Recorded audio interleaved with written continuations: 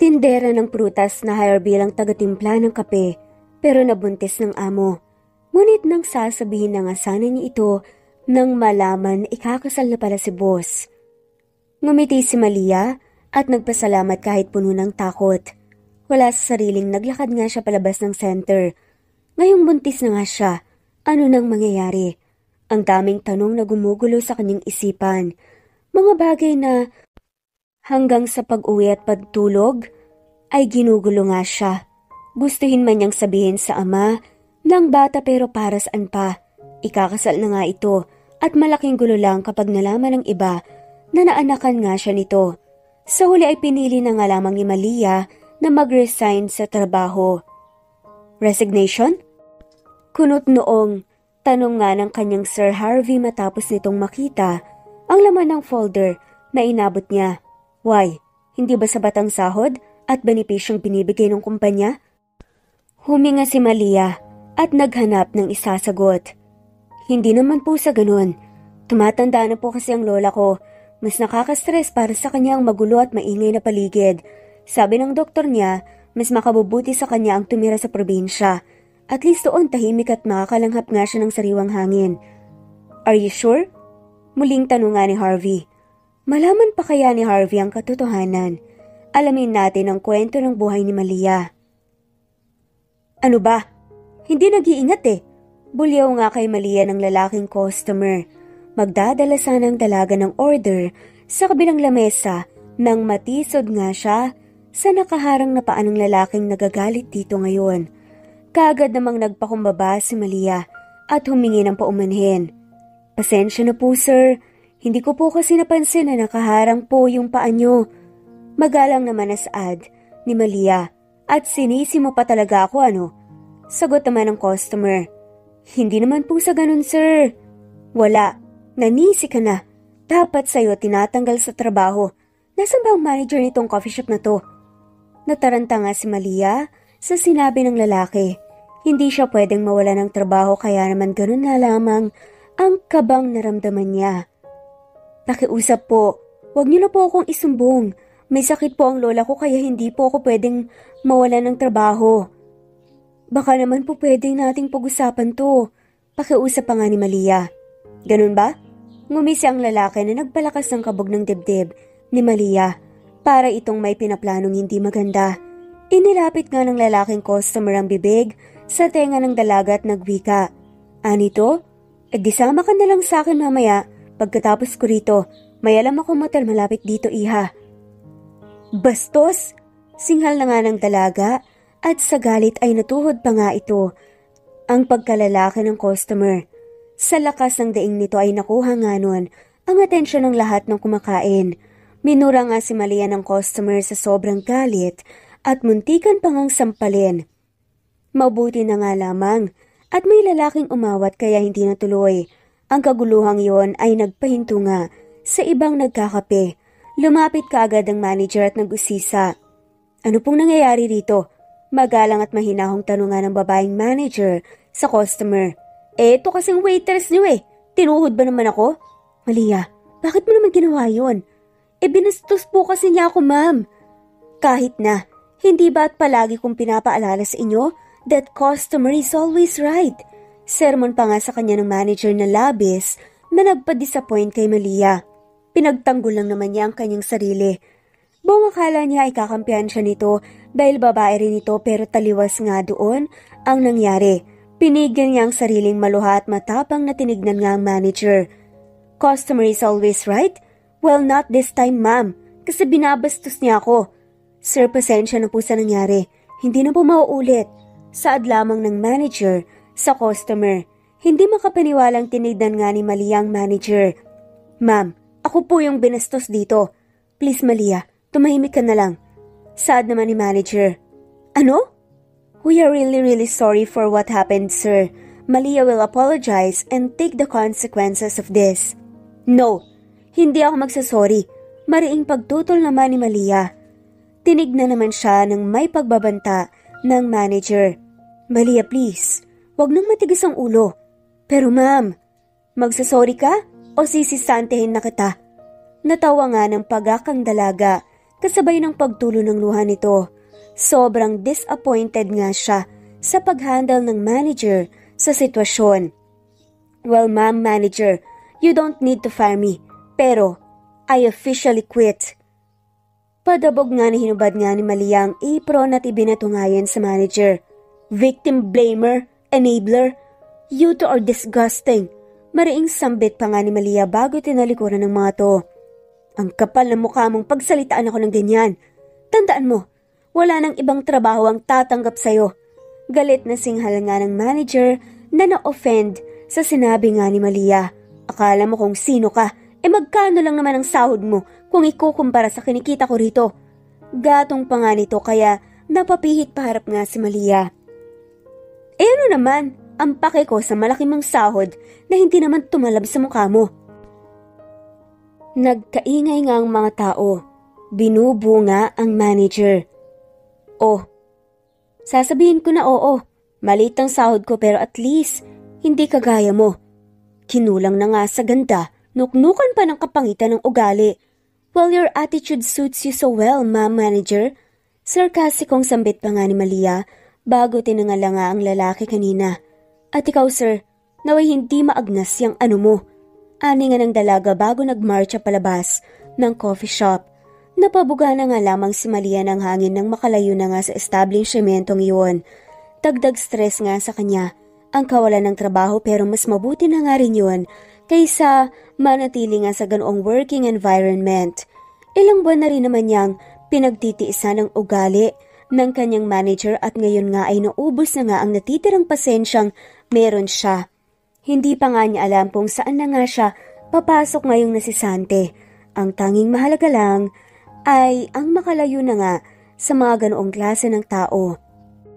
"Lola, may pasalubong po ako." Magiliw na salubong nga ni Malia sa kanyang mahal na lola pagkapasok nga sa munti nilang tahanan. Nagmano ang dalaga at inabot nga ang dalang pasalubong. "Heto po lola, binilhan ko po kayo ng paborito niyong pansit, pampahaba ng buhay." "Ikaw talaga apo, nagabala ka pa. Kawaan ka ng Diyos, halika at ako'y saluhan mo rito." "Naku sa inyo na po lola, kumain na rin naman po ako eh." "Sigurado ka ba apo?" "Oo naman po. Sige, akyatan po ako muna para makapagbalik na." Bago umakyat ay dumaan na nga muna si Malia sa kusina upang uminom nga ng tubig. Chinek niya rin ang lagayan ng maintenance ng kanyang lola na diabetic nga at may high blood. Paubos na pala, sambit nga niya nang makitang kakaunti na nga yun. Huminga ng malalim bago umakyat nga sa taas. Batid niya sa sarili na kailangan na nga niyang makahanap ng bagong trabaho kaagad. Hindi siya pwedeng makabakante ng matagal lalo't siya lang ang inaasahan ng kanyang lola. Dalawa na nga lamang sila sa buhay at ang lola niyang nagsisilbing mundo niya ngayon. Kaya naman gagawin niyang lahat para rito. Kinabukasan ay kaagad na naghanap nga si Malia ng mapapasukang trabaho dahil undergraduate sa kolehiyo ay nahirapan nga siyang maghanap lalo't mataas nga ang standard sa Pilipinas pero mababa naman kung magpasahod. Kung qualified naman siya, ang problema ay walang bakante. Kailangan niya ng pera para sa maintenance ng kanyang lola. Kaya naman kahit anong trabaho ay handa nga niyang pasukin. Hanggang sa nauwi na nga si Malia sa pagtitinda ng gulay at prutas sa palengke. Hindi ganon kalaki ang sahod pero ayos na nga rin sa kanya. Wala silang pambili ng pagkain ng kanyang lola. Sa panahon din ngayon na mahirap nga ang buhay, ay hindi na nga pwedeng maging mapili kung gusto ngang mag-survive. Naging maayos naman ang unang linggo ng pagtatrabaho ni Malia roon. Hanggang isang araw ay may isang mamimili ang napadaan. Isang lalaking sobrang pamilyar sa kanya. Mukhang nagulat pa nga nang makita nga siya. "Hey, ikaw yung nasa coffee shop, hindi ba?" Tanong nga ng lalaki. Ito yung binatang nagtanggol sa kanya noong nangyari ang sagutan sa coffee shop nung nakaraang linggo. Nahihiya namang tumango si Malia. Ako nga." Napakamot pa nga ang dalaga sa batok. "Dito ka na pala nag-work. By the way, I'm Marvin and you?" Inabot nga ng binata ang kamay. "Malia. Wait, barista ka rin, di ba?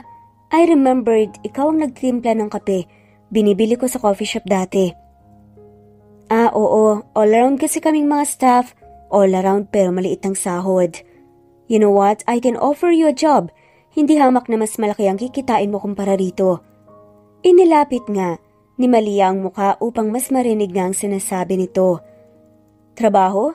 Ano namang klaseng trabaho, Sir Arvin? Well, nagustuhan kasi ng kaibigan ko yung kapeng ginawa mo. He's currently looking for an executive assistant. Medyo mapili kasi yun sa kape kaya naisip ko na sana ikaw na lang ang ipasok. Bakit ako? Hindi naman ako kape Saad nga nito at natawa pa nga si Arvin. I mean, masarap kang magtimpla ng kape. And he likes your coffee. Try mo lang mag-apply. Baka pumasa ka sa standard niya. Bakit? Gaano ba kataas ang standard ng pinsan mo? Puno ng kuryosidad nga na tanong ng dalaga. Tumaas nga ang isang sulok ng labi ni Arvin. You will know once you're there. Hindi na nga pa si Malia nagsayang ng pagkakataon. Umabsent nga siya sa trabaho sa palengke upang mag-apply nga sa kumpanyang sinasabi nga ni Arvin. Kabado pa nga siya noong una dahil malaking kumpanya ang papasukan niya. Nangangamba nga siya dahil baka hindi nga siya tanggapin lalo't wala pa naman siyang karanasan sa pagiging assistant. Pero gaya nga ng sinabi ni Arvin, ang pagtitimpla niya ng kape ang habol nila sa kanya. Bukod pa roon ay lahat naman daw ng bagay ay napag-aaralan. Lahat natututunan. Tumayo na nga si Malia nang tawagin nga ng HR staff ang senyasang pumasok sa loob para sa final interview. Nasa second at last round na nga siya, kaya dalangin nga niya na sana matanggap nga siya. Good day, sir. Kabadong bati nga ng talaga sa lalaking nakatayo paharap sa glass wall. Matangkad dito at maganda ang tindigan. Sa labas pa lang ay naririnig na nga niya na magaspang daw ang ugali nito, kaya naman ngayon ay kabadong-kabado nga siya. Ako po yung mag-a-apply. Pumihit paharap sa kanyang lalaki at tinignan nga siya mula ulo hanggang paa. Malamig siya nitong tinignan na mas nagpakabanga kay Malia. Pinadala po ako ni Sir Arvin dito. Mag-apply daw po ako. Kabadong sambit nga ng dalaga. Natatakot nga sa aura ng binata. Humakbang ito palapit sa kanya. Sa ganoong distansya ay mas mababa na agad niyang angking kakasigan nito. Akala ko ba walang nilikhang perpekto ang Panginoon? Pero ano itong kaharap ko? Tanong pa nga ni Malia sa isipan. Namilog ang mga mata niya sa gulat nang yumuko ang binata at ilapit ang mukha sa kanya. Bakit po, sir? Nanginginig ang boses nitong tanong. Naingat nga na huwag magdikit ang labi nila. Pinakatitigan nga siyang mabuti nito at para siyang kandilang matutunaw sa paraan ng pagtingin nito. Masyadong gwapo ang lalaki at bukod pa roon ay napakabango rin nito, kaya naman gano'n na nga lamang ang bilis ng tibok ng puso ni Malia. Nakahinga lamang ng maluwag si Malia nang tumuwid nga ng tayo ang lalaki at naglakad na nga papunta sa likuran ng lamesa nito. Naupo roon ang prente ang binata habang pinaglalaroan nga ang fountain pen sa daliri. So you're Malia, ha? Why should I hire you? Tanong na nga ng lalaki. Magaling po ako magtimpla ng kape. Balita ko po kasi kay Sir Arvin na mahilig po kayo sa kape sa kamaarte. Hindi po pala. Napatakip nga ng bibig si Malia dahil sa gulat. Hindi niya lubos sa kalaya na masasabi niya ang bagay na yon. Sa harap pa mismo ng boss niya. Pinaningkitan nga siya ng gwapong CEO kaya kagad nga niyang binawi ito. Sorry, mapili po kayo sa kape. May specific na timpla kayong gusto and normal lang naman po yon. May kanya-kanya tayong preference at standard. Ako po kasi yung barista na nagtitimpla dati sa kape nyo. Sabi po ni Sir Arvin, nagustuhan niyo raw po yung timpla ko. Sariling formula ko po kasi yon kaya nung natanggal ako sa trabaho, wala na rin gumagawa nun. Nakabaling lang sa gilid ang CEO kaya tinawag na nga ni Malia ang atensyon nito. Sir Harvey? Yes, I remember that. Nagpabili nga ako once sa aking dating assistant pero wala na raw. Anyway, you can start today. Namilog ang mga mata ng dalaga sa sobrang tuwa. Hindi nga nito napigil ang emosyon at nayakap pa nga ang supladong CEO. Thank you so much, sir. Ani nga ng dalaga habang mahigpit na nakayakap nga ang binatang naninigas na nga sa kinuupuan. Miss, tawagan ni Harvey rito, napigil ang inis dahil hindi nito gustong niyayakap siya. Halos matunaw naman si Malia sa hiya Nang mapagtanto ang ginawa niya, tumuwid nga siya ng tayo at hinarap ang CEO. Pasensya na po sir, natuwa lang po talaga ako. Nahihiya nga na saad ni Malia. Yung pwesto sa may pintuan ng magiging opisina mo. I will just call you if I need you. Iniwan na rin ng dati kong assistant ang schedule sa lamesang yon. Sa kumpanyang ito ayoko ng babagal-bagal, patamad-tamad at higit sa lahat patanga-tanga. Nagkakaintindihan pa tayo? Tumango lang naman si Malia at nagtungo na nga sa kanyang lamesa. Nang araw ngang yon ay opisyal na nga siyang naging executive assistant ng isang Harvey de la Fuente. Kilala ang mga de la Fuente sa industriya ng mga hotel and resort maliban sa high-end staycation at nagmamay-ari nga rin sila ng mga cruise ship sa iba't ibang parte nga ng Asia at Europa. Sa unang araw pa lamang ay nasungitan na nga kaagad si Malia ng kanyang boss. Hindi na naman yun nakakagulat para sa dalaga dahil aware naman siya sa pinasok niya. Kung kinakailangan makipagplastikan nga siya sa kanyang boss ay gagawin niya, wag lang ang matanggal sa trabaho. Mas kailangan niya ng pera para sa kanyang lola. Sir, ito pa po yung pipirma. Didn't I tell you that I don't have plans to sign that? Pagsusungit nga ng CEO kay Malia. Pasensya na po. Disregard that, miss. Masungit na saad nga ni Harvey habang ang mata naman ay nakatutok nga sa screen ng laptop. Anong oras ang next meeting ko? Your meeting will start in 15 minutes, sir. Okay. Yumuko lang si Malia at bumalik na nga rin sa kanyang lamesa. Kahit saan magpunta ang kanyang boss, ay nakasunod nga siya bilang parte ng kanyang trabaho. Hindi siya sanay sa ganito pero masaya naman siya dahil sa magandang pasahod. Bukod pa roon ay isang karangalan ng maging executive assistant ng CEO ng De La Fuente Empire. Yun na lang ang iniisip niya kaysa ang ma-stress pa nga siya sa trabaho at magpakaneka sa kasupladahan nga ng amo. What's this? Kunot noong tanong nga ni Harvey nang makita nga ang kapeng inihain nga sa kanya ng sekretarya. Sagot naman ni Malia, nilagyan ko po ng smiley yung foaming ng kape, sir. Palagi po kasi kayong nakasimangot eh. Baka nakalimutan niyo na po kung paano ngumiti. I mean, mas maganda po kapag nakangiti kayo kahit paminsan-minsan lang. Napatawa pa nga ito ng bahagya. Pero napailing lang si Harvey. Paano kung ayokong umiti? Malamig na tanong nga ng binata. Eh di hindi po. Malaki na naman kayo eh. Desisyon niya na po yan. Hindi ko naman po kayo pwedeng pilitin. Kinagat nga ni Malia ang labi nang sumimsim na nga ang kanyang Sir Harvey sa kapeng tinimpla niya. Panay ang dasal niya na sana ay magustuhan nga nitong timpla. Ito ang pinaka-rason kung bakit nga siya tinanggap sa trabahong ito kaya hindi siya pwedeng pumalpak sa bagay na yon. Talaga bang panunuorin mo lang ako, miss? Sorry po sir. Naging maayos naman ang pagtatrabaho ni Malia roon. Dahil sa kinikita nga niya roon, ay nasustentuhan na nga niya ng mas maayos ang kanilang mahal na lola. Nakakapag-grocery na nga rin sila ng mas marami kumpara noon. Maganda ang pasahod kaya naman kahit masungit ang boss, ay go nga si Malia. Iisipin na nga lamang daw niya na at least gwapo ang kanyang pinagsisilbihan nang may pangpalubag loob man lang daw. Sir, hindi pa po ba kayo uuwi? Tanong nga ni Malia dahil tapos na nga ang working hours at madilim na nga rin sa labas. Pero abala pa rin ang boss niya sa pagpirma ng mga dokumento. Mauna ka na, Miss Sanchez. May tinatapos lang ako. Sige po sir. Una na po ka. Lumabas na nga si Malia at maingat na isinarado nga ang pinto. Madilim na nga sa labas nang makababa na nga siya ng kusali. Masyadong abala nga ang daan at wala sa kanyang pumaparang sasakyan. Naisipan nga niyang mag-train na nga lamang pauwi dahil mukhang masyadong busy nga ang kalsada ng mga sandaling yon. Nag-umpisa na nga si Maliang maglakad papunta sa train station. Nang marating na nga niya ang parte ng daan na wala masyadong tao ay mas nalakasan na nga niya ang paghimig upang libangin nga ang sarili. Medyo creepy kasi ang lugar dahil walang tao na makita. Shortcut ito papuntang train station kaya naisipan nga niyang dito na nga dumaan. Ngunit maling desisyon yata ang kanyang nagawa. Lumakas ang kabog ng dibdib ni Malia nang may madaanan nga siyang mga lalaking nagiinuman. Diyos ko, gabayan niyo po ko. Panay nga ang dasal ni Malia habang papalapit na nga sa kanaroroonan ng mga to. Nagdarasal na hindi siya pansinin ng mga tambay at makatawid nga siya ng matiwasay. Gustuhin man niyang bumalik ay hindi na nga pwede dahil masyado nang malayo ang kanyang lalakad.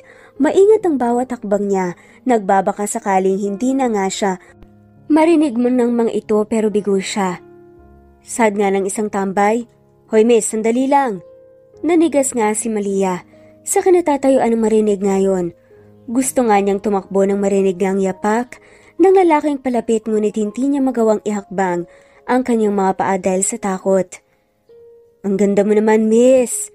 Sad pa nga ng tambay. Ngumiti lang si Malia at pilit na tinatago nga ang kaba at pagkailang. Lumapit na nga rin ng isa pa nitong kasama at tinignan nga siya mula ulo hanggang paa. Sad naman ng isa pang tambay, "Ang ganda nga pre at ang kinis-kinis pa." "Ano ba?" Anas nga ni Malia nang haplusin nga ng lasing ang mukha niya. "Arte mo naman miss, pero mas gusto ko yung ganyang pakipot. 'Di ba mga pre? Gusto natin yung mga ganitong palaban." Tanong nga nito sa mga kasama nilang umiinom sa lamesa at nagsisang-ayunan naman ang mga ito. Nakakapanindig balahibo ang mga tawanan nila. Sinamantala nga ni Malia ang pagkakataong yon upang makatakas nga ng mabilis pero nahigit pabalik nga ng lasing na lalaki. Sad nga ng isang tambay, "Teka lang miss, saan ka naman pupunta?" "Uuwi na po ako." "Ito naman, nakikipagkaibigan lang naman kami sa iyo eh. Halika, sit-in ka muna sa amin, mag-enjoy tayo." Sad muli ng tambay, "Ayoko nga, uuwi na ako." Sabi nga ng dalaga na pilit kumakawala sa hawak ng dalawang lalaki. "Huwag nang pakipot te, makijoin ka na lang kasi sa amin." Sad pa nga ng tambay na isa. "Ayoko nga, bitawan niyo na nga ako." Mas naging agresibo na nga si Malia na makawala sa mga lalaking may hawak sa kanya. Ngunit ang mga ito naman ay hindi nagpatinag. Kinikilabutan nga siya sa tawanan ng mga ito. Panay nga ang dasal niya na sana ay may napadaan nga sa tahimik ng kalsadang yon at tulungan siya. Hindi naman siya nabigo dahil tinugunan agad ng Diyos ang kanyang panalangin. Napapitlag pa nga ang dalaga na may kasamang tili nang makarinig nga ng putok ng baril. Mabilis naman na nagpulasan nga ang mga nagiinom sa kanto. Lumapit nga si Malia sa dalawang lalaking nagpaputok kanina. Dahil sa suot ng mga ito ay masasabi nga niyang bodyguard ito ng sino mang nakasakay sa itim na sasakyang huminto sa kanya. Sad nga ng bodyguard, "Sumabay na raw po kayo sa amin, ma'am." Kahit may pangamba at hindi sigurado kung tama ba na sumama sa hindi kakalala, sumunod na nga lang din si Malia. Ang tanging nais niya lang sa mga sandaling yun ay ang makalayo sa lugar na yon. Binuksan nga ng lalaki ang pinto sa backseat at laking gulat niya nang makita kung sinong nakaupo roon. "Sir Harvey?" Windang nga na bulalas ng dalaga. "Hindi tayo makakaalis kung tutunganga ka lang dyan." Pumasok na nga si Malia kaagad at isinara na nga ng tauhan ni Harvey ang pinto. Ilang saglit pa ay naramdaman na nga ni Malia na umusad ang sasakyan. "Sir Harvey, salamat po ah. Hindi ko na po talaga alam kung anong mangyayari kung sakaling hindi po kayo dumating kanina. Next time, huwag ka nang maglalakad ng mag-isa ng 10 oras ng gabi. Lalo kung ganito na mag-isa ka. Iba na ang panahon ngayon. Naglipanan na ang masasamang tao. Ayokong maglibing ng empleyado." "Grabe ka naman, sir. Patay agad." "Yes, baka kung hindi kami dumating, hindi ka na makapasok bukas. Tapos mapapanood ka na lamang namin sa balita na palutang-lutang sa ilog." Sermon pa nga nito sa dalaga. Imbes na mainis, dahil pinapagalitan nga ay napangiti na nga lamang si Malia. "Hey, what's with that smile, miss?" Salubong nga ang kilay na tanong nga ng binata. "Si sir, concerned sa akin, ayaw akong mawala." "Of course, ang dami mong trabahong maiiwan kapag nawala ka. Ayoko nang humanap ng bagong assistant. At ayoko na rin na may iba pang magtimpe ng kape ko. Yung paborito kong kape." "Naku sir, kahit wala na ako at kapiling na si San Pedro, pagtitimpla pa rin kita ng kape. Tapos kapag hindi mo ininom at nagreklamo ka, alam mo ba kung anong gagawin ko?" "Ano?" Kunot noong tanong nga ni Harvey.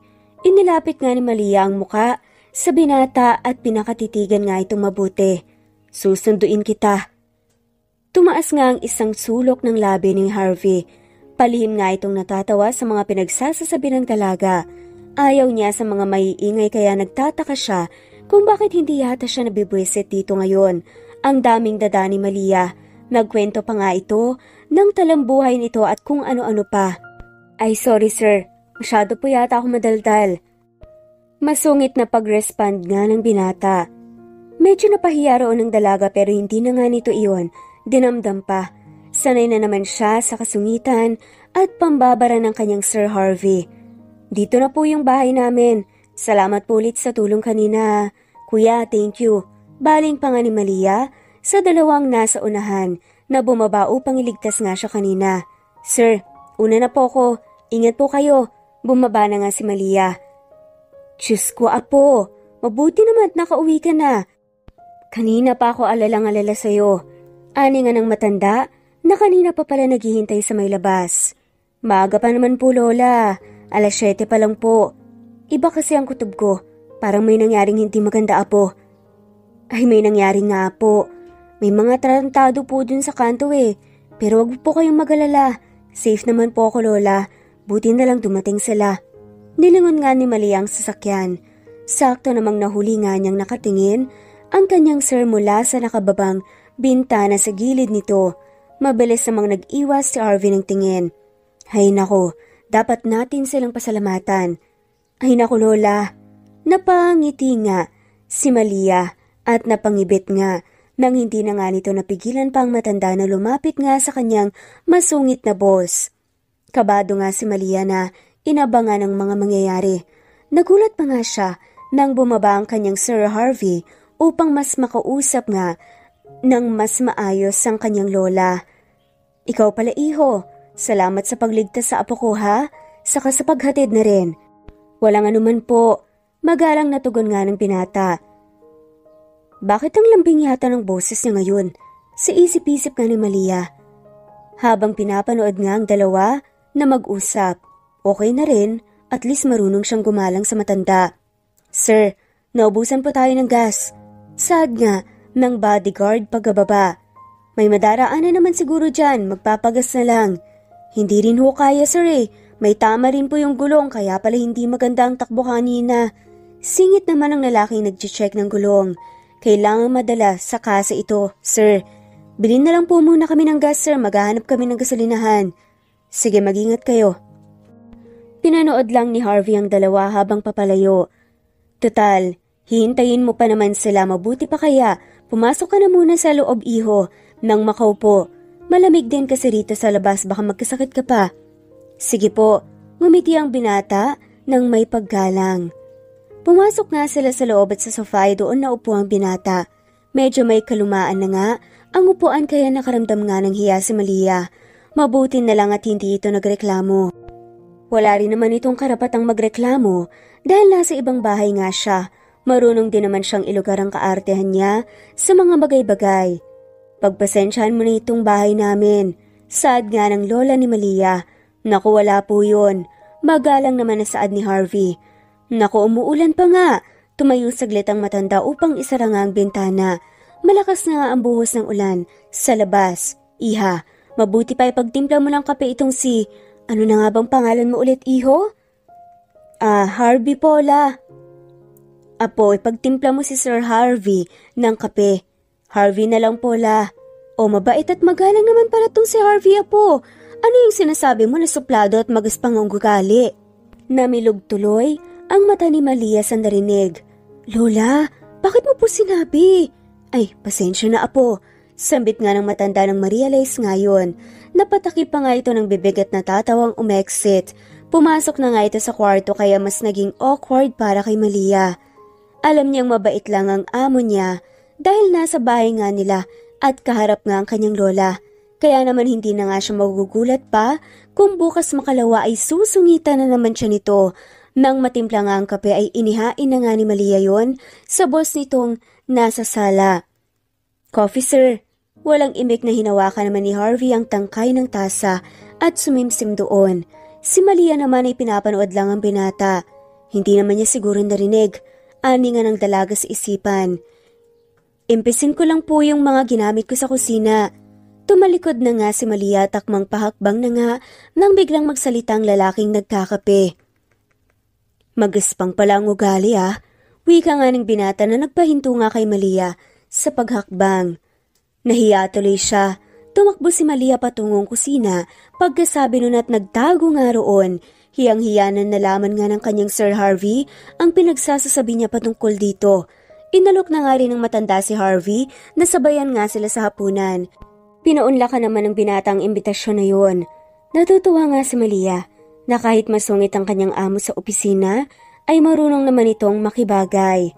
Matapos kumain ay dinala na nga ni Malia ang mga plato sa lababo upang hugasan nga at mula sa kanyang pwesto ay tanaw nga niya ang dalawa na nagkukwentuhan sa sala. Tapos na nga silang kumain lahat-lahat pero patuloy pa rin ang pagbuhos ng malakas na ulan. What? Hindi na kayo makakabalik ngayong gabi? I understand. Sige, ingat kayo. Narinig nga niyang sambit ng kanyang Sir Harvey sa kausap nga nito sa telepono. Narinig pa nga niyang napamura ng mahina ang kanyang boss na nai-stress na nga sa mga nangyayari. Hindi ka na masusundo? Tanong nga ni Malia rito. Yes, stranded daw sila dahil sa lakas ng ulan. Sarado na rin daw ang mga repair shops na malapit sa area. Nagsara raw ng maaga dahil sa sama ng panahon. Naku, mabuti pa siguro iho, dito ka na matulog. Napangiti nga si Malia dahil sa kabutihan ng puso ng kanyang lola. Hindi po ba nakakahiya, lola? Ano ka ba? Welcome na welcome ka rito, iho. Saka ang lakas ng ulan, Kaya, hala dito ka na. Oo nga, sir. Ang lakas po ng ulan sa labas. Wala ka rin naman pong sasakyan kung gusto mo mag-hotel. Doon ka na muna matulog sa kwarto ni Malia. Tabi tayo la? Maagap na tanong naman ni Malia sa kanyang lola. Hindi, doon ka sa kwarto mo. Nanlaki ang mga mata ni Malia nang mapagtanto ang sinasabi ng kanyang lola. Alam mo naman na ayoko nang may kasama sa kwarto dahil ako'y matanda na, hindi ba? Kaya hala, doon ka na muna. At doon mo na rin patulugin ang iyong sir. Lumalalim na ang gabi. Sige, ako'y magpapahinga na. Lola naman, talagang pagsasamahin niyo po kami sa iisang kwarto? Pabulong nga na pagtutol nga ni Malia sa matanda. Abais, ano naman kung magkasama kayo sa isang kwarto? May mali siya ba? Wala naman iho, hindi ba? Halos lamunan na nga si Malia ng sahig dahil sa hiya. Tuluyan na ngang pumasok ang kanyang lola sa kwarto nito, kaya silang dalawa na nga lamang ang naiwan. Ang awkward tuloy lalo. Talagang tinanong pa siya ni lola. Maktol nga ni Malia, kung hindi ka komportable dito na lang ako sa sofa sa sala. Hindi. Hindi kami ganon tumanggap ng bisita. Doon ka na lang sa kwarto at dito na lang ako. Sigurado ka? Bahay niyo to. Kaya kahit ako ang boss mo, ikaw pa rin ang masusunod. Oo naman. Pumasok na nga sila sa kwarto. Dali-dali namang inimpis ni Malia ang mga damit niyang nagkalat sa kama at pinagpagpa nga ang higaan. Naku, pasensya ka na kung magulo Nagmamadali kasi ako kanina kasi malilate na ako sa trabaho. O higa ka na. Gamitin mo na tong kama ko. Bagong palit ko naman kagabi tong matres at punda ng unan. Nang biglang, what about this? Tanong nga ni Harvey. Napalingon nga sa kanya si Malia at nakita nga niya na hawak-hawak na nga nito ang kanyang panty na ang disenyo pa nga ay Dora-Dora at boots. Namilog nga ang mata ng babae at tila naging malakamatis nga ang kanyang mga pisngi dahil sa sobrang hiya. Kinuha nga niya ito, hinablot nga niya sa sobrang hiya. Ano ka ba, sir? Bakit mo naman hinahawakan ang panty ko? Saad pa nga nito. Napangisipa nga si Harvey at napatawa nga ng bahagya pero hindi niya ipinahalata sa babae. How about you? San ka matutulog? Sa sahig na lang. No, hindi ako papayag sa ganun. Masyadong malamig ngayon para sa sahig. At saka kung sa labas ka malamig din dahil papag lang naman ang upuan doon. Isa pa, kwarto mo to. Ikaw ang dapat komportable, ako na lang sa sahig. Ano ikaw na sa sahig? Ang lamig-lamig kaya. Saka anong ako, ikaw dapat ang nandito kasi bisita ka. Fine, why not magtabi na lang tayo? As if namang may mangyayari, hindi pa? Nanlaki nga ang mata ni Malia sa gulat. Natulala pa nga ito dahil sa kaberdehang pumapasok sa kanyang utak. Malia, tabi sir? Arte ka pa ba? Nahiga na nga lamang si Harvey at tumagilid nga nang higa patalikod sa kanya. Kagat labing dahan-dahang nahiga na nga rin si Malia. Kwarto mo to, Malia, kaya hindi ka dapat mahiya na nakahiga ka rito, sambit nga ni Malia sa isipan. Nakapagbilang na nga si Malia ng 1,000 bibe, ngunit hindi pa nga rin siya dinadalaw ng antok. Malalim na nga ang gabi pero gising na gising pa nga rin ang diwa niya. Tulog na kaya siya? Pumihit nga ito paharap kay Harvey upang tignan nga kung tulog na ba ito. Ngunit laking gulat nga niya nang mapagtantong nakatagilid na nga nang higa paharap sa kanyang binata. Muntikan pa nga siyang mapasigaw dahil sa gulat. Sir, hindi ka rin po ba makatulog? Ikaw rin ba? Opo, awkward nga na sagot ng dalaga. Gusto na nga niyang tumalikod dahil sa hiya pero hindi naman niya maiwasang hindi titigan ang napakagwapong muka ng kanyang amo. May lahing Russian si Harvey at kulay berde rin ang mga mata nito. Hindi tuloy mapigilan ni Malia na titigan nga iyon nang mabuti sa ganoong distansya. Baka matunaw na ako niyan. Wika nga ng binata kaya mabilis na tumagilid nga si Malia nang higa patalikod dito. Inaway pa nga ni Malia ang sarili habang nakatalikod nga kay Harvey. Malia, mahinang pagtawag nga nito muli sa kanya. Pumihit paharap ang dalaga at sa pagharap nga nito ay ikinulong nga ng kanyang Sir Harvey ang mukha niya sa mga palad nito. Nanlaki ang mga mata ni Malia nang maramdaman nga ang labi ng kanyang boss. Makaraan ng ilang sandali ay pumikit na nga rin si Malia at dinama nga ang malalambot na labing sumusuyo nga sa kanya. At nang gabi ngang yun ay may naganap na nga sa pagitan nila. Kinabukasan, Malia, gising ka na ba? Saan mo ga nilagay ang aking pitaka? Napabalikwas nga ng bangon si Malia nang marinig nga ang mga katok at boses ng kanyang lola Trinidad. Oh my God! Mahina nga nitong bulalas nang mapagtanto ang sitwasyon sa kanyang kwarto. Nakadapa nga sa tabi niya si Harvey at nakasubsob sa unan. Hanggang kalahati lang ang katawan nito, ang takip ng kumot kaya kita nga ang magandang likod nito. Nag-init nga ang magkabilang pisngi ni Malia. Nang maalala kung paano nga nila pinainit ang malamig na gabi. Malia, apo, pag-uulit nga ng kanyang lola. Tarantang ginising nga ni Malia ang lalaking nakikinig nga kagabi. Tumihaya nga si Harvey at nagmulat. Bumungad kay Malia. Ang magandang mata nito pero wala roon ngayon ang atensyon niya. What? Inaantok nga na tanong ng binata. Hey, untag pa nga nito. Sa dalaga dahil natulala nga ito sa morning voice nga nitong napakagwapo. Ipinilig nga ni Malia ang ulo habang mabilis na inaayos nga ang buhok na magulo. Nasa labas si Lola, kaya bilisan mo nang magbihis. Bumangon na nga si Harvey at naupo na nga sa gilid ng kama upang suotin ang t-shirt na pinahiram nga ni Lola Trinidad kagabi. Napatingala nga si Malia rito nang tumayo ito upang magsuot nga ng short. Nalaglag pa nga ang panga ng dalaga nang mahulog ang kumot at bumungad nga sa kanya ang kanyang sir na naka-boxer shorts. Napatitig pa nga siya sa umbok noon at napalunok. Grabe, kinaya ko. Proud nga nasambit ni Malia sa sarili. What? Kunot noong tanong naman ni Harvey at mabilis namang ipinilig nga ni Malia ang ulo. Apo, sandali lang po la, pasensya na po ah, sagot nga ni Malia sa kanyang lola na inaantok nga ang boses upang kunwari ay kagigising lamang. Tinulungan nga siya ni Harvey na ayusin ang nagulong higaan kagabi. Mabuti na lamang at binihisan na nga siya nito pagkatapos sila kagabi kaya hindi na nga siya nataranta pa sa pagbibihis. Pagbukas nga ng pinto ay bumungad nga sa kanila si Lola Trinidad. Naku, pasensya ka na iho, kung pati ikaw ay nagising, hindi ko kasi mahagilap ang pitaka ko. Naku, wala po yun Lola. Naku ay mabuti pa, magkape ka na. May naglako ng pandesal kanina kaya bumili ako. Nandun pa nga sa labas at naghahantay ng bayad. Kumakain ka ba nun, iho? Oo naman po. La, kunin ko lang po ang pitaka niyo ha. Paalam nga ni Malia sa matanda. Napapunta nga sa kusina at bising-busy nga sa pakikipagkwentuhan kay Harvey. Pumasok nga siya sa kwarto ng kanyang lola upang kunin nga ang pitaka. Natagpuan niya yon sa pinakailalim ng drawer ng luma nga nilang aparador. Sad nga ni Malia, si Lola talaga, hindi naghahanap ng maayos. Tumayo na nga siya at sakto namang natapat na nga siya sa salamin ng aparador ng kanyang Lola Trinidad. Habang tinititigan nga niya, ang sarili ay rumagasa na nga sa kanyang alaala kung gaano kainit ang tagpong naganap kagabi. Namula ang mukha niya nang maalala yun. Malia, nasan ka na? Tawag nga ng matanda sa dalaga. Nandiyan na po.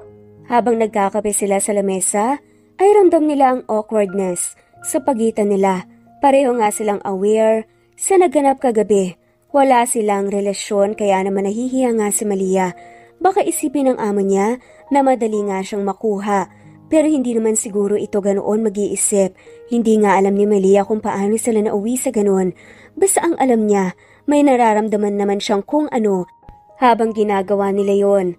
Masyado yata siyang nadala sa galing nitong humalik. Apo, ayos ka lang ba? Kanina ka ba tulala Tanong nga ni Lola. Nakakatulala po talaga ang pagkakape. Natawa pa nga ito ng bagya. Teka, may suman pa yata sa ref. Sandali lang at kukunin ko ng maisabay na nga natin sa kape. Tumayo na nga ang matanda at nagtungo roon. Namayani ang katahimikan sa pagitan nila. Magkaharap lang sila sa lamesa pero hindi man lamang nila magawang tignan ng isa't isa. Alam nga niyang hindi lang siya ang nakakaramdam noon, kundi pati na nga rin ang lalaking kaharap niya ngayon. Pagsapit ng 9:00 ng umaga, ay dumating na nga ang mga sundo ni Sir Harvey. Lumabas nga si Malia upang ihatid ito. Nandoon na nga rin pala ang maghahatak noon para madala nga sa talyer. Sad nga ng isang bodyguard. Pasensya na ma'am kung ngayon lang. Paghingi ng paumanhin nga. Naku, wala po yun. Naintindihan namin. Pinagbuksan na nga si Harvey ng pinto ng van. Nakatayo lang naman si Malia at pinanunood nga ito sa pagpasok. Ngunit bago pa man makasampa ay biglang huminto si Harvey at nilingon nga siya. Kumunot ang noo ni Malia. Nagtataka kung bakit nga ito natigilan. Salamat. Sambit nga nito bago tuluyang sumampa sa sasakyan. Kumaway lang si Malia sa papalayong van. Natawa nga siya ng mahina ng tuluyan na nga maglaho sa paningin niya. Saan ba siya nagpapasalamat? Sa pagpapatuloy namin o sa... Nag-init tuloy bigla ang kanyang pisngi. Hays, wag mo nang isipin yun, Malia. Sad niya sa kanyang sarili. Wag isipin ng ano? Nakangiting tanungan ni Lola Trinidad. Wala pula. Hindi naman po importante. Tara na po sa loob. Inakbayan na nga nito ang matanda at iginaya na nga papasok sa loob. Sir, ito pa po yung ibang papers. Inalapag na nga ni Malia yon sa lamesa ng kanyang sir na seryosong nagtatrabaho. Remind ko lang po sir, na mamayang 2 p.m. po ang sked ng meeting niyo with our new investors. Napahanda ko na rin po ang conference room para ready na lahat mamaya. Okay na rin po yung presentation and we still have 1 hour to prepare po. Good. Balik trabaho na nga si Malia at balik din sila sa dati ng kanyang Sir Harvey. Ang nagbago lang ay kahit papaano ay nabawasan na nga ang kasungitan nito, ngunit walang kahit anong espesyal na pagtrato. Hindi na naman yun ininda ni Malia dahil alam niyang professional lang talaga ang kanyang sir at nasa workplace nga sila. Ngunit nang lumipas nga malinggo ay unti-unti na nga niyang tinanggap na baka wala lang dito ang nangyari sa kanila ng gabing yun. Isang gabi na imbatahan nga ang mga empleyado ng kumpanya para sa isang party at kasama nga siya sa mga naimbitahang pumunta. Assistant nga siya ni Sir Harvey kaya kailangan present siya. Hindi naman siya ng problema sa susuotin dahil pagkapasok pa nga lamang niya sa trabaho ng umaga na yon ay may inihain na nga ito sa harap niyang malaking kahon. Isang silver high-slit gown. Sobrang eleganteng tignan nun na nagpalutang nga sa ganda niya. Grabe ang lakas makasosyal dito. Ang dami pang pagkain na sinerve ng hotel. Naku, madadagdagan na naman ang timbang ko nito. Sabi ko magda-diet na ako pero bukas na lang siguro. Bumungis-ngis pa nga ang katrabaho niyang si Liza. Ikaw te, kumain ka ng kumain. Minsan lang ito, ano ka ba? Pinagsandok pa nga siya nito ng liyempo. Ngumiti lang si Malia at nagpasalamat. Maganda naman ang venue at masasarap ang mga pagkain pero hindi niya alam kung bakit hindi nga siya mapakali. Good evening, ladies and gentlemen. Bati nga ng host ng event kaya napatingin lahat sa stage kung saan nakatutok ang spotlight. Let us call on stage chairman De La Fuente for his announcement. Umakyat ang lalaking may edad na nga sa ibabaw ng entablado. Nagpalakpakan ng mga tao. At saad nga nito, I would like to thank everyone for joining us tonight. We are here to celebrate the successful merger of two companies. And I would also like to use this opportunity to announce the engagement of my son Harvey and his fiancée Dea.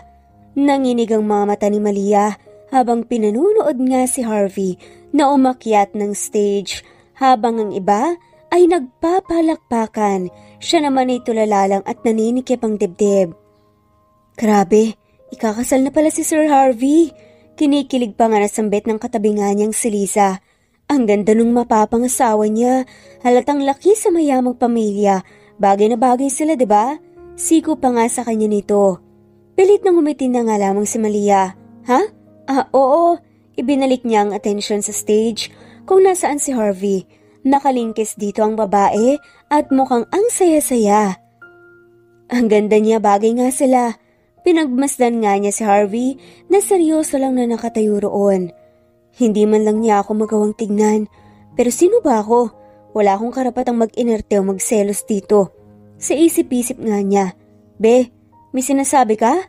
Para kasing may binubulong ka eh. Sabi pa nga ni Lisa na panay ang kain ng manok. O, saan ka pupunta? Tapos ka na kumain? Sa powder room lang. Sad naman ni Malia. Nagmadali na nga siyang umalis sa silid na yon. Malawak at mataas naman ang kisame ng event hall pero pakaramdam niya ay nasusuffocate pa nga rin siya.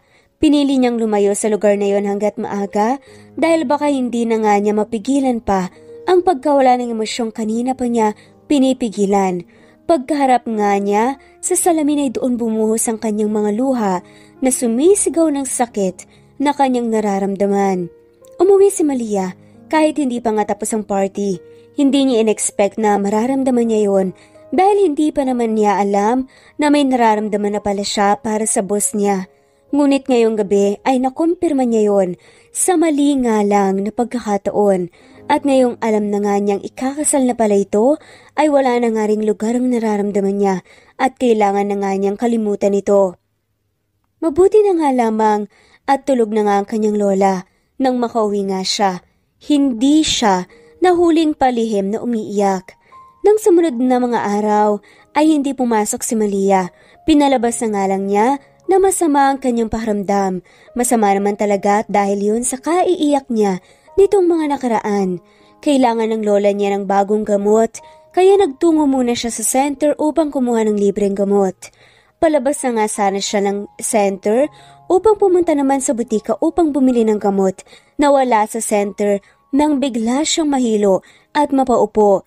Mabilis naman siyang sinaklolohan ng mga nakakita. Nang magising ay natagpuan na nga lamang niya ang kanyang sarili sa kama ng center.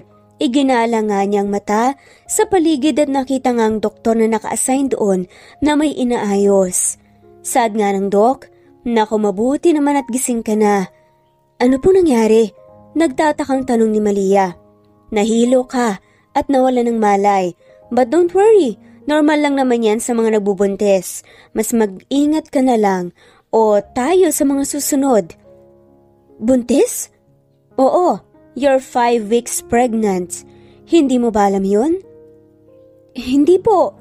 Unti-unti na nga lamang namuo ang takot sa dibdib niya dahil unti-unti na nga ring nagsisink in sa kanya ang sinabi nito. Akala niya ay stress lang siya sa mga nangyayari kaya sumasama ang kanyang pakiramdam. Sintomas na pala ng pagbubuntis. Okay lang yun. At least ngayon alam mo na. Mas makakapag-ingat ka na. Anyway, congrats, Iha. Ngumiti nga si Malia at nagpasalamat kahit puno ng takot. Wala sa sariling naglakad nga siya palabas ng center. Ngayong buntis na siya, ano nang mangyayari? Ang daming tanong na gumugulo sa kanyang isipan. Mga bagay na hanggang sa pag-uwi at pagtulog ay ginugulo nga siya. Gustuhin man niyang sabihin sa ama ng bata pero para saan pa? Ikakasal na ito at malaking gulo lang kapag nalaman ng iba na naanakan nga siya nito. Sa huli ay pinili na nga lamang ni Malia na mag-resign sa trabaho. Nakakunot noong tanong nga ni Harvey, resignation?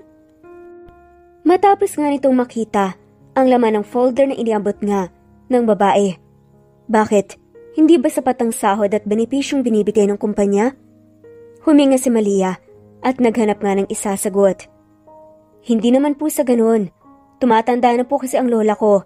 Mas nakaka-stress para sa kanya ang magulo at maingay na paligid.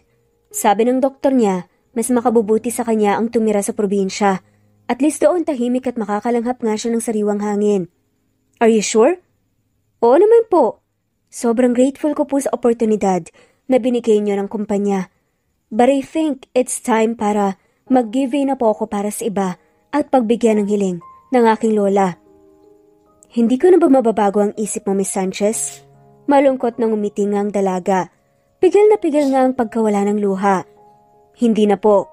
Fine. Kinuha nga ni Harvey ang ballpen at pinirmahan na nga ang resignation letter. Thank you for working with me, Miss Sanchez. Saad nga nito pero parang may kurot nga siyang nararamdaman. Nakangiting yumuko nga si Malia sa huling pagkakataon bago nagmarcha palabas ng opisina habang papalayo ay pasikip nga rin. Nang pasikip ang dibdib niya, kumawala ang mga luha habang siya naglalakad. Ang lumayo ang mas makabubuting gawin niya. Ayaw naman niyang lumaki ang anak niya, nakilala nga ng ama pero anak sa labas naman kung tignan ng mga tao. Mas gusto nga niya ang payapang buhay para rito. Makalipas nga ang 6 na taon, napamura nga si Harvey nang makita ang kanyang puting Fortuner na puro drawing. Ginuhitan nga yon ng kung ano-ano gamit ng crayons. Base nga sa mga drawings na nakalagay doon, masasabi nga niyang bata ang gumawa dahil sa bilog-bilog, guras, araw, bulaklak at kung ano-ano pang nakadrawing doon. Pinalinis lang yon ni Harvey dahil wala naman siyang ibang choice. Ngunit ng mga sumunod na araw ay gano'n na naman ang nangyari. Hanggang isang araw ay may naaktuhan nga siyang 2 batang nagdodrawing doon. Sabi nga ng isang bata, "Razen, tignan mo ang ganda ng drawing kong puno oh." Saad nga nito sa isang bata, "Mas maganda yung akin, may bunga pa nga eh." Sagot naman ni Razen. Rinig na rinig nga ni Harvey ang usapan ng 2 cute na batang lalaki habang papalapit siya. "Hey you two, what are you doing in my car?" Saad nga nito nang makita ngang nagdodrawing ang sa tingin niya ay kambal sa kanyang puting Fortuner. "Ang pangit po ng kotse mo, Manong. Kaya pinaganda po namin ng kambal ko. Ayos po ba yung drawing namin?" What? Lumabas pa nga ang ugat ni Harvey sa noo. Dahil sa pagpipigil nga ng galit, napakurap nga siya sandali nang makita nga ang berdeng mata ng mga bata. "Mas maganda na, diba?" Tanong pa nga ng isa sa mga kambal. Huminga si Harvey nang malalim at napasabunot na nga lamang sa sarili. Pilit sinusubukang kumalma dahil hindi ito ang unang beses na nangyari ang ganito. "Kids, come here." Lumuhod nga ito at hinawakan sa braso ang mga bata upang makausap ng maayos. "Hindi niyo dapat ginagawa yan, okay? Hindi kayo dapat nagdodrawing sa kotse." "But our mommy told us that our art is good." Sagot nga ng batang si Russell. "Oo nga po, wala ka sigurong sense of art." Sagot pa nga nito. "Isahan mo pang bata, kakukutusan na talaga kita." Tinignan nga ni Harvey ang 2 bata. "Huwag niyo nang uulitin to, okay? Nakakailang palinis na ako ng kotse dahil ginagawa niyong canvas ang sasakyan ko. Nasaan ba ang mga magulang niyo, ha? At pinapabayaan kayo." "Si Mommy!" Napatayo nga si Harvey at napalingon nga sa direksyong tinitignan ng mga bata.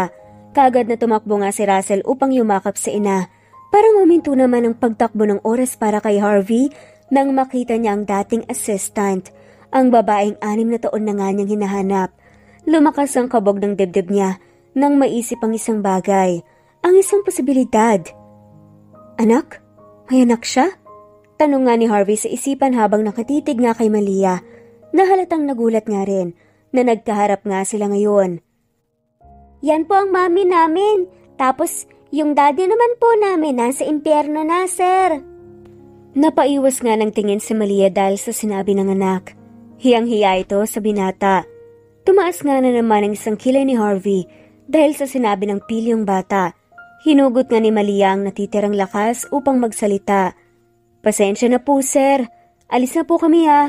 Hinawakan na nga ni Malia sa tigkabilang kamay ang dalawang bata. Tara na mga anak, paalis na nga sana siya.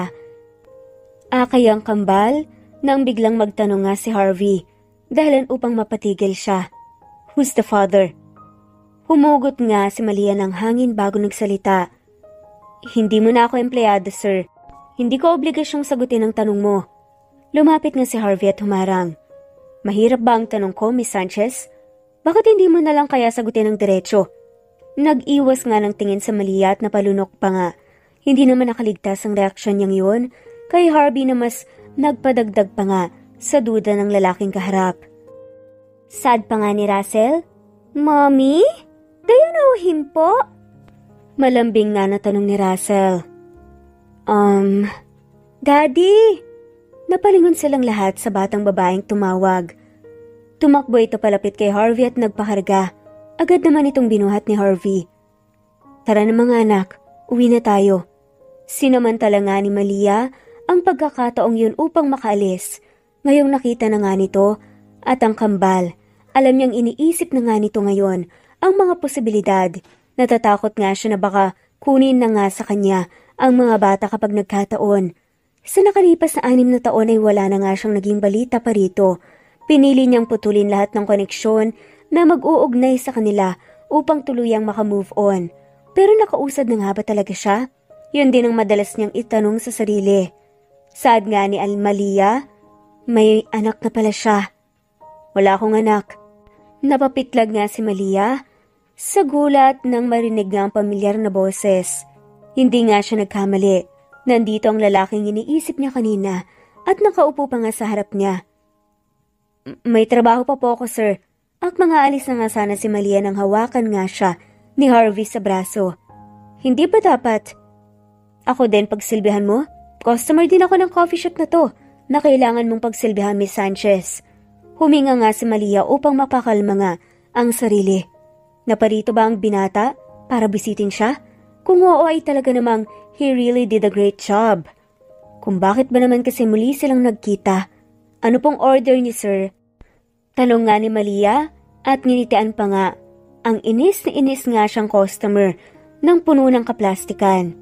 Gusto ni Malia na hampasin nga ito ng vase dahil nakakainis na nga ang ngiti nito pero ayaw naman niyang matanggal sa trabaho. Kaya nagpapasensya na nga lamang siya hanggat kaya. Isang Malia Sanchez. Biglang saad ni Harvey. Umikot ang mga mata ng dalaga habang hawak ang booklet at ballpen. Out of stock, sir. Saad nga ni Malia at napangisi. Ibinaba na nga ni Malia ang ballpen. Kung wala na po kayong ibang o-orderin, then thank you for visiting us. Ay! Tili nga ni Malia nang walang ano-anong hinatak nga siya nito, paupo sa kandungan nito. Mabilis na pinulupot nga ang braso ng pinata sa katawan niya at humagod nga ang tungki ng ilong nito sa gilid ng leeg niya, pataas sa tenga. Pigil ang kanyang hininga dahil sa lapit ng kanilang distansya. Sir, nakakahiya. Ang daming nakatingin. Saad nga ni Malia. Napalunok si Malia nang maramdaman ang hininga nito sa kanyang tenga. We need to talk, Miss Sanchez. And you can't do anything about it. May trabaho pa po ako kaya please lang, sir. Huwag kayong manggulo. Nagtitimpi nga na sagot ni Malia kay Harvey.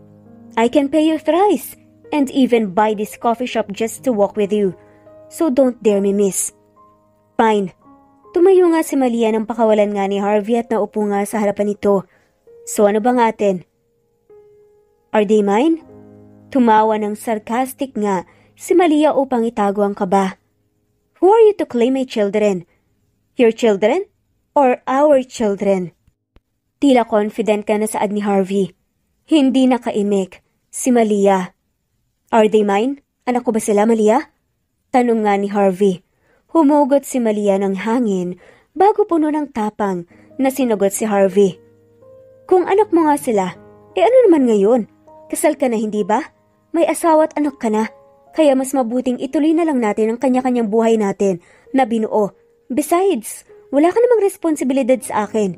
Inanakan mo lang ako. May kung anong namuo sa lalamunan ni Malia. Bago pa man kumawala ang kanyang luha, ay tumayo na nga siya. Kung wala na po kayong sasabihin, sir, maiwan ko na po kayo dahil may trabaho pa po ko. Nilampasan na nga nitong lalaking kausap. I'm not married. Hindi ako tumuloy. Ani nga ni Harvey, napanandali ang nagpahinto nga kay Malia. Napapikit siya kasabay ng pagpatak ng kanyang luha. And if you're pertaining to that little girl sa school kahapon, she's not my daughter. She's my niece. Anak siya ng ate ko. Ako na halos ang tumayong ama niya, kaya daddy na rin ang tawag niya sa akin. Tito Daddy to be exact. Wala akong pakialam. Malamig na tugon na nga lamang ni Malia bago dumiretso sa kusina. Akala niya nakamove na nga siya. Akala niya handa na nga siyang harapin at kausapin ito pero hindi pa rin pala talaga. Marami siyang pinagdaanan sa nakalipas na 6 na taon. Hindi birong magpalaki ng kambal. Lalo't may matanda rin siyang inalagaan. Pero kinaya na nga niya lahat dahil isa siyang ina na gagawin ng lahat para sa mga anak. Ang kapal na mukha niyang magpakita. Ni hindi niya man lang nga ako hinanap sa nakalipas sa 6 na taon. Maktol nga ni Malia sa harap ng lababo. Malia, ano bang ini-emote-emote mo dyan? Ang daming customer sa labas oh. Sermon nga sa kanya ng manager na kapapasok sa kusina. Mabilis nga niyang tinuyo ang luha gamit ang apron at nang madali na ngang lumabas. Wala na nga si Harvey roon kaya kahit papaano ay lumuwag na nga ang paghinga niya. Para siyang nasusuffocate kapag nasa iisang silid nga sila ng binata. Matapos nga, ang shift ay dumiretso na nga siya sa school kung saan nag-aaral ang kambal. Nabalot nga siya ng takot nang hindi makita ang magkapatid. Kuya, hindi niyo po ba talaga nakita yung anak ko? Nahi-stress na nga na tanong ni Malia sa gwardya. Gusto niyang magalit pero hindi naman makakatulong yon kaya mas mabuting hanapin na nga lamang niya ang 2 bata. Lumabas na nga siya ng gate at naglakad-lakad. Minsan na kasing muntik na wala ang mga ito dahil lumabas nga ng palihim. May pagkapilyo ang kambal kaya batid nga ni Malia na hindi malabong naulit na naman iyon ngayon. Naglakad-lakad nga siya habang palingalinga sa paligid. Natigilan nga si Malia nang may humintong itim na van at persahan siyang hinatak ng mga ito papasok. Sinubukan pa nga niyang magpumiglas pero may panyong itinakip sa ilong niya at nawalan nga siya ng malay. Nang magising ay natagpuan nga niya ang sarili sa isang kwarto. Iginala niya ang mata. Sa malaking silid na moderno ang estilo hanggang sa magawi ang mata niya sa lalaking nakatayo paharap sa glass wall at umiinom nga ng champagne. Bumangon nga siya at sinubukang kilalanin ang Ginoo. Saad nga ni Malia, Sir Harvey? Pumihit nga ito paharap. Kasabay nga ng pagtama ng sinag ng araw sa mukha nitong hinulma ng perpekto. Kising ka na pala. Bumaba si Malia sa mataas na kama at naglakad palapit nga sa binata upang kumprontahin ito. Ikaw ang nagpadukot sa akin? For sure, ikaw rin ang kumuha sa mga bata. Nasaan ang mga anak ko, Harvey? Anak natin. Mariin nga nitong pagtatama. Where are they? Anong ginawa mo sa kanila? Safe sila. Diningon nga ni Harvey ang view sa labas ng glass wall. Nawala ang takot sa dibdib ni Malia nang makita ang mga anak sa swimming pool ng balcony na nagtatampisaw sa tubig. Nakasakay pa nga sa malaking dock. Si Russell at nakikipaghamagan nga sa kapatid na nasa donut na salbabida.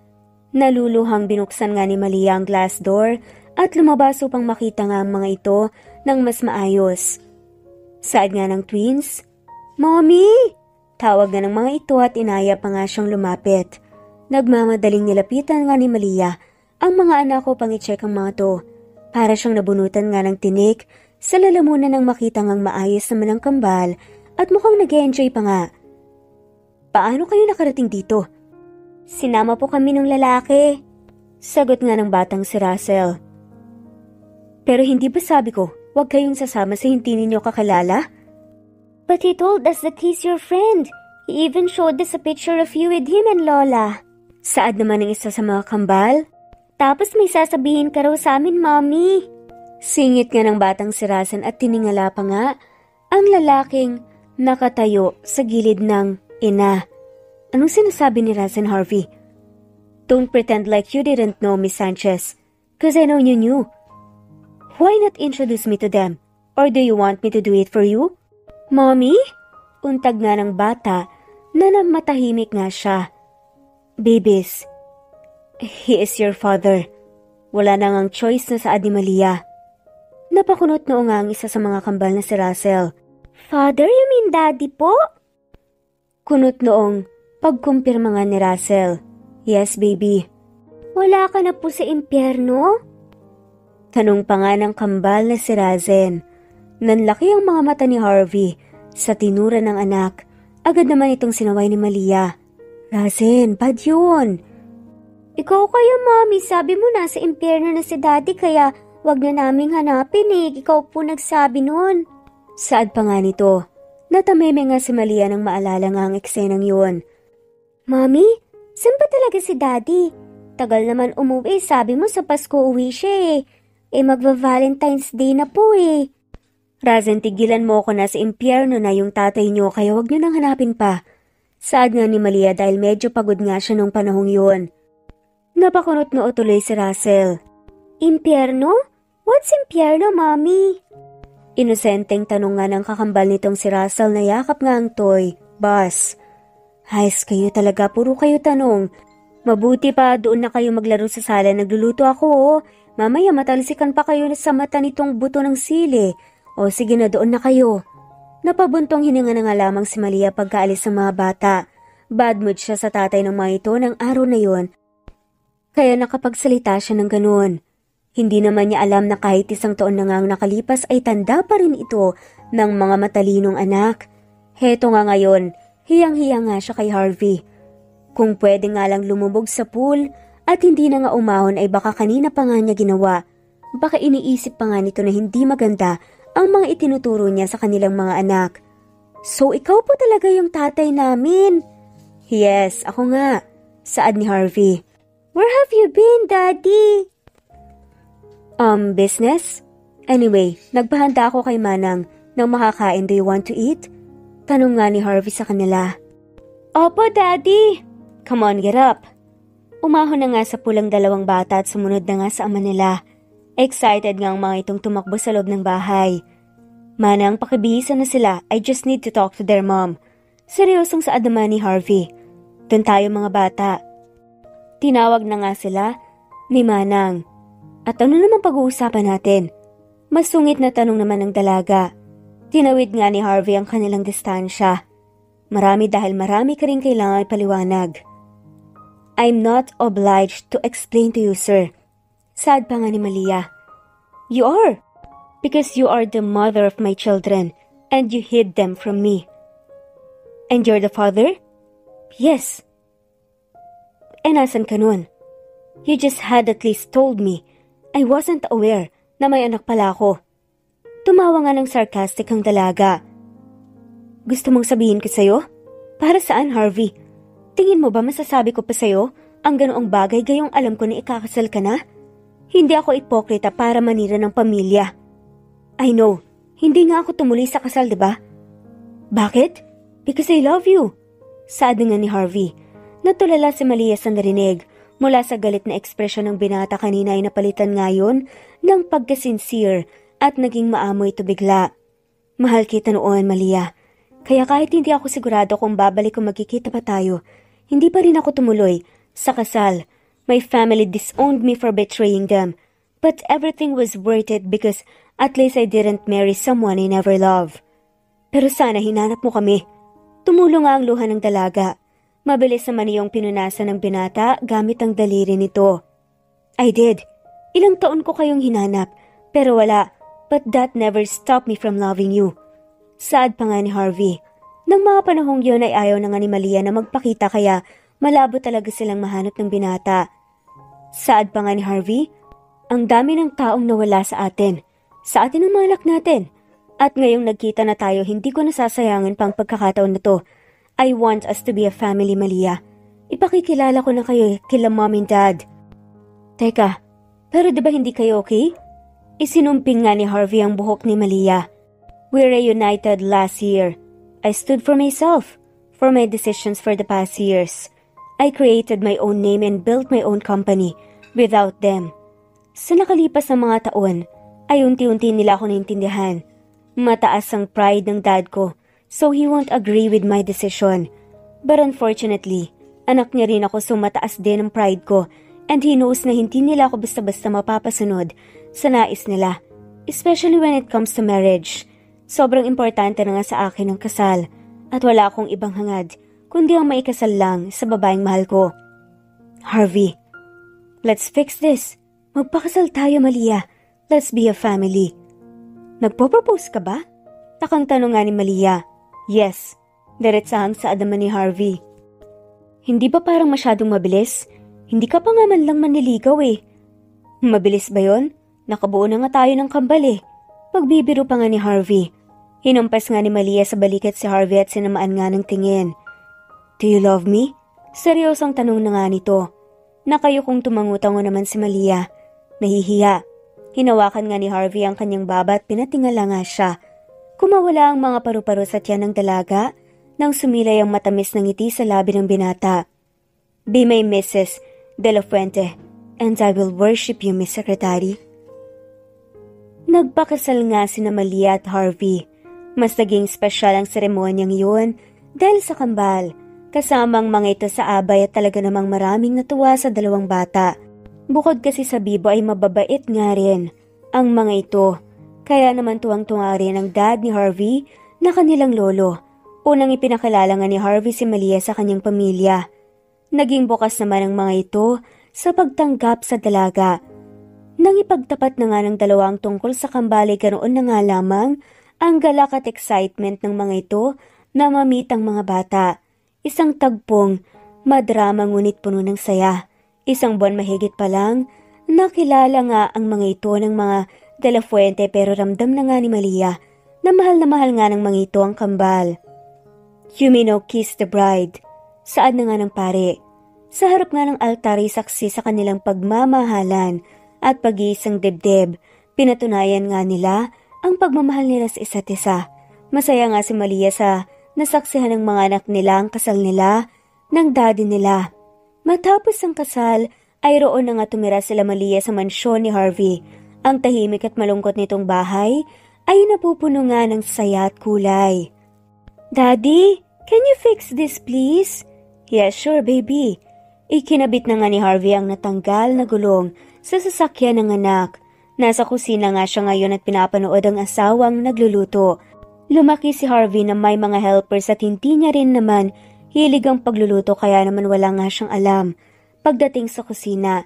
Kaya naman sa ngayon ay moral support lang ang mabibigay niya sa asawa. Ngunit kahit ganun ay nag-effort pa nga rin naman siyang tumulong sa kusina tulad ng panghihiwa ng karne, pagbubuhat ng mga stocks at pag-alalay nga sa kanyang misis pagdating sa mga mabibigat na gawain. I love you. Saad nga ni Harvey kay Malia nang tignan nga niya ito. I love you more, hon. Kinilig naman ng mga batang sina Russell na nakakalo nga sa ama at naghihintay nga na maayos ang laruan.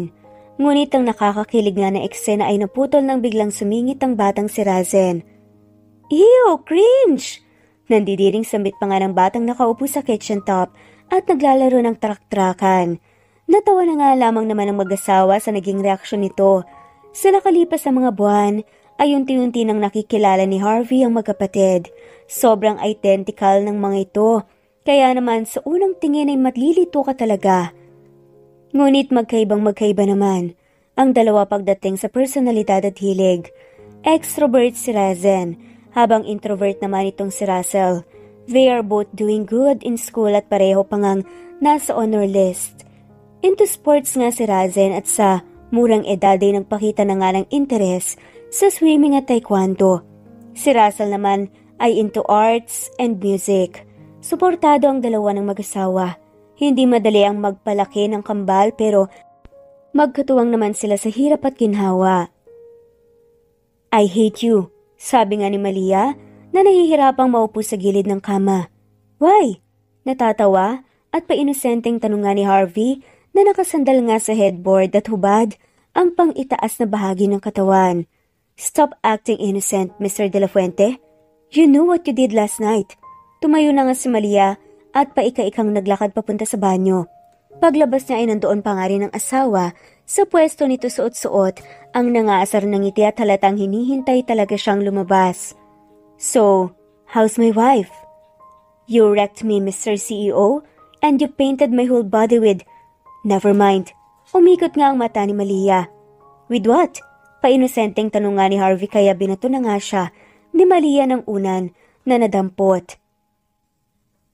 F you hard, Mr. De La Fuente.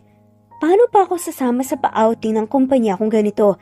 I can't even wear a swimsuit with this. Finally. Finally what? Huwag ka na kasing mag-swimsuit. Saad pa nga ni Harvey. So, ginawa mo pala talaga yon para hindi ako mag-swimsuit. Napatango na nga lamang si Harvey at hinila nga niya ang kanyang asawa at napaupo nga sa kanyang lap. Mabilis nga na pumulupot ang braso ni Harvey sa katawan ng asawa. I don't like it when men are staring at you. Gusto ko, akin ka lang. You can call me madamot or what, basta gusto ko na sa akin ka lang. Lumandas nga ang ilong ni Harvey sa leeg ni Malia na nagbigay kiliti rito. I can protect you from anyone, but I cannot bear the fact that there are men staring at you, and if they did, I would make sure that you are already marked as mine. With that, he sucked and nibbled her neck again, na talaga namang nag-iwan nga ng kung ano sa kanyang leeg, na para bang sinasabi dito na kanya lang si Malia. Tinanghali na nga ng gising si Malia dahil kay Harvey na pinuyat nga na naman siya kagabi. Pagbaba nga niya sa kusina ay nagulat nga siya nang makita ang mister na nagluluto. Hindi nito yan nagawain, kaya naman nagugulat nga rin si Malia at the same time natutuwa sa pag-aalaga nga sa kanila ng lalaki. Bakit nagluluto ka? Tanong nga ni Malia sa asawa habang nakayakap nga dito mula sa likuran. I made you tired last night, so let me do this for you. Maupo ka na roon at maghahain na ako. My beautiful wife. Naupo na nga si Malia sa harap ng breakfast table at pinanood ang asawa sa ginagawang pagluluto. Natutuwa nga siyang panoorin si Harvey na pinagsisilbihan nga niya. Normal na gawain na naman ito para sa buhay nilang mag-asawa, pero iba pa rin kasi ang kilig kapag ganitong nakikita nga ni Malia na nag-e-effort si Harvey sa kusina kahit na wala naman itong hilig sa ganoong bagay. Anong gusto mong inumin ngayong umaga? Chocolate, milk, or coffee? Coffee na lang. Pinagtimpla nga ni Harvey si Malia ng kape. Pagkatapos ay inihain nga iyon sa kanya. Hindi yan kasing sarap ng timpla mo pero sana magustuhan mo. Masuyong saad nga ni Harvey.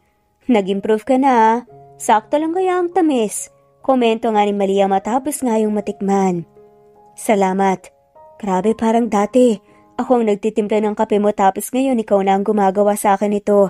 Ang kaibahan lang, hindi kita sinusungitan tulad ng palagi mong ginagawa sa akin dati. Nangalumbaba nga si Harvey sa lamesa habang titig na titig nga sa asawa. Masungit ba ako? Hindi ba, sir? Palagi kayong galit. Natawa na nga lamang ng mahina ang binata at hindi na nga nakaimik pa dahil guilty naman talaga siya sa sinabi ni Malia. Tell me, why did you stay that long? I mean halos lahat ng naging sekretarya ko hindi tumagal. Yung iba nga, hindi na pumasok the next day nang masungitan ko. Yung iba 1 linggo lang ang nag-resign na. Eh ikaw? Nangalumbaba na nga rin si Malia at nakipagtitigan nga sa asawa. Gusto mong malaman kung bakit?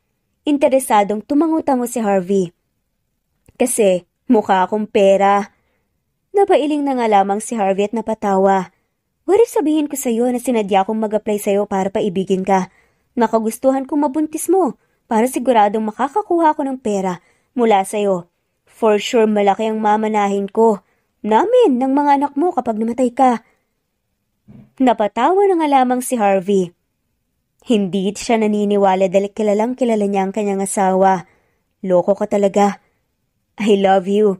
Saad na nga lamang ni Malia. Pagkatapos tumawa. Mukhang okay na yung niluluto ko. Maghahain na ako. Tatawagin ko na rin yung mga kambal. Pumanik na nga si Malia sa taas upang tignan ng mga to. Naabutan niya ang magkapatid na nagkukulitan nga sa kama. Kids, breakfast time na. Baba na kayo, nakaluto na si daddy ninyo, kakain na tayo. Saad nga ni Malia.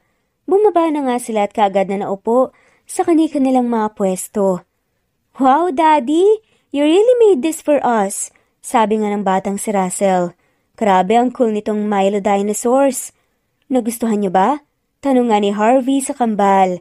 Opo, daddy! Wala akong work ngayon kaya ako mismong maghahatid sa inyo.